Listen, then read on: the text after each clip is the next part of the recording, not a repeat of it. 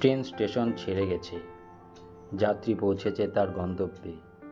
বুক pocket হাতড়ে দেখল সে, টিকিটটা এখনো সেখানেই, নিষ্ঠুর ভবিতব্যে। অনেক সময় মানুষ চলে গিয়েও কিছু ফেলে রেখে যায়। আপনি ভেবেছেন অনেক, চেয়েছেন অল্প, বুঝিয়ে দেয়নি তো সে সবটাই স্বার্থমাখা গল্প। দেহের ভিতর, মনের অন্তরে কারো বসবাস। মৃত্যু সে তো ছোট গল্প, বেঁচে থাকাটাই উপন্যাস। এভাবেই মানুষ ক্ষয়ে যায় নীরবে, নিভৃতে, প্রতি মুহূর্তে।